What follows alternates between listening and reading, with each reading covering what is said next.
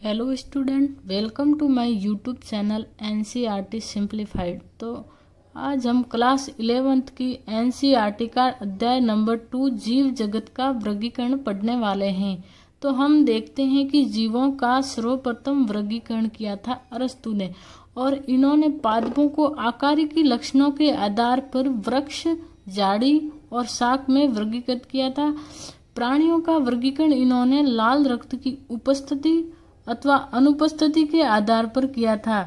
वास्तव में वर्गीकरण प्रणाली की अगर हम बात करें तो सजीवों को 5 जगत में वर्गीकृत किया गया है, जिसमें पहला है मोनेरा, दूसरा प्रोटिस्टा, तीसरा कवक, चौथा पादप और 5वां है एनिमेलिया। लेकिन 5 जगत प्रणाली को समझने से पहले हमको 2 जगत प्रणाली, 3 जगत प्रणाली और 4 जगत प्रणाली को समझना होगा।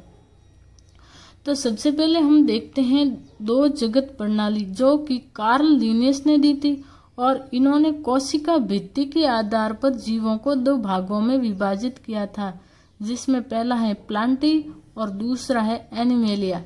प्लांटी जिसमें कोशिका भित्ति उपस्थित होती है और एनिमेलिया जिसमें कोशिका भित्ति अनुपस्थित होती है। प्लांटी में इन्होंने पादप, कवक, शैवाल और जीवाणु को रखा, और एनिमेलिया में इन्होंने प्राणी और प्रोटोजोआ को रखा। लेकिन इन्होंने एक गलती कर दी। इन्होंने क्या किया, एक कोशिकीय जीवों और बहुकोशिकीय जीवों को एक साथ में ही रख दिया। ये जीवाणु होता है एक कोशिकीय, प्रोटोजोआ भी होता है एक कोशिकीय, इन्होंने बहुकोशिकीय जीवों के साथ रख दिया। इस समस्या का समाधान के लिए 3 जगत प्रणाली आई, जो कि हैकल ने दी थी, और इन्होंने काय या शरीर की संरचना के आधार पर 3 जगत प्रणाली दी। इन्होंने प्लांटी, एनिमेलिया और एक अपना नया जगत जोड़ा प्रोटिस्टा, जिसमें एक कोशिकीय जीवों को रखा। प्लांटी में इन्होंने पादप और कवक को रखा, एनिमेलिया में इन्होंने जंतु को रखा, प्रोटिस्टा में जीवाणु, माइकोप्लाज्मा, प्रोटोजोआ और नील हरित शैवाल, डायएटम को रखा। लेकिन इन्होंने भी एक गलती कर दी। इन्होंने प्रोकैरियोट्स और यूकैरियोट्स को एक साथ में रख दिया। प्रोकैरियोट्स वो होता है जिसमें केंद्रक और कोशिकांग अनुपस्थित होते हैं, लेकिन इन्होंने एक साथ में रख दिया। जीवाणु, माइकोप्लाज्मा और नील हरित शैवाल, इसमें केंद्रक और कोशिकांग अनुपस्थित होते हैं। तो इस समस्या का समाधान करने के लिए एक और प्रणाली आई, जिसको बोलते हैं 4 जगत प्रणाली, जो कि कॉपलैंड ने दी थी। 3 जगत प्रणाली दी थी हैकल ने, और 4 जगत प्रणाली दी कॉपलैंड ने। इन्होंने कोशिकीय संरचना के आधार पर जीवों को 4 भागों में वर्गीकृत किया। एक है प्लांटी, दूसरा एनिमेलिया, तीसरा प्रोटिस्टा और चौथा इन्होंने रखा मोनेरा, जिसमें प्रोकैरियोट्स जीवों को रखा। प्लांटी में इन्होंने पादप और कवक को रखा, एनिमेलिया में इन्होंने जंतुओं को रखा, प्रोटिस्टा में इन्होंने प्रोटोजोआ और डायएटम को रखा, जो कि एक कोशिकीय होते हैं और यूकैरियोट्स होते हैं। प्रोकैरियोट्स में इन्होंने जीवाणु, नील हरित शैवाल और माइकोप्लाज्मा को रखा। लेकिन इन्होंने भी एक बात का ध्यान नहीं दिया। इन्होंने क्या किया, स्वपोषी पादपों और परपोषी पादपों को साथ में रख दिया।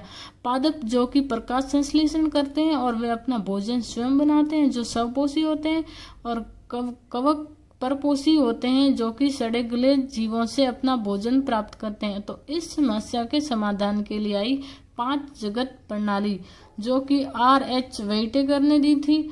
तो इन्होंने 5 आधार पर वर्गीकरण किया। सबसे पहले कोशिकीय संरचना। कोशिकीय संरचना का मतलब होता है कि जीव प्रोकैरियोट्स है या यूकैरियोट्स, और दूसरा है थैलस संरचना, मतलब कि जीव एक कोशिकीय है या बहुकोशिकीय जीव, और तीसरा इसका मुख्य आधार था पोषण की प्रक्रिया के आधार पर, अर्थात स्वपोषी जीवों और परपोषी जीवों को उन्होंने अलग अलग रखा, और चौथा आधार था प्रजनन, और 5वां आधार था जातिवर्तीय संबंध के आधार पर। तो हम एनसीईआरटी में एक तालिका बनी हुई है, जिसको हम समझते हैं पहले। तो इस तालिका में हम देख सकते हैं कि R.H. वेइटेकर ने एक नया जगत जोड़ा था, फंजाई।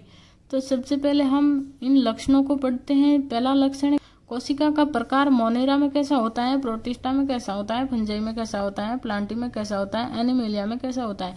तो मोनेरा जगत के जीव प्रोकैरियोट्स होते हैं, और बाकी के सारे जीव क्या होते हैं, यूकैरियोट्स। दूसरा लक्षण है कोशिका भित्ति, जो कि एनिमेलिया में अनुपस्थित होती है, बाकी सारे जीवों में उपस्थित होती है, लेकिन प्रोटिस्टा में कुछ जीवों में उपस्थित होती है। और फंजाई में ये हमेशा काइटिन युक्त होती है और प्लांटी में ये सेल्यूलोज की बनी होती है। तीसरा लक्षण हम देखते हैं केंद्रक झिल्ली। मोनेरा के जीव प्रोकैरियोट्स होते हैं, इसलिए इसमें कोशिका झिल्ली अनुपस्थित होती है, लेकिन बाकी सारे जीवों में उपस्थित होती है। चौथा हम देखते हैं कायज सरसनाक। इसमें होती कोशिकीय, ये दोनों कोशिकीय एक कोशिकीय जीव है, लेकिन ये तीनों बहुकोशिकीय जीव हैं। पांचवा लक्षण हम देखते हैं पोषण की विधि। ये जीव होते हैं स्वपोषी, लेकिन ये कवक होते हैं परपोषी, जो कि अपना पदार्थ सड़े गले जीवों से प्राप्त करते हैं। और प्लांटी होते हैं स्वपोषी और एनिमेलिया होते हैं परपोषी।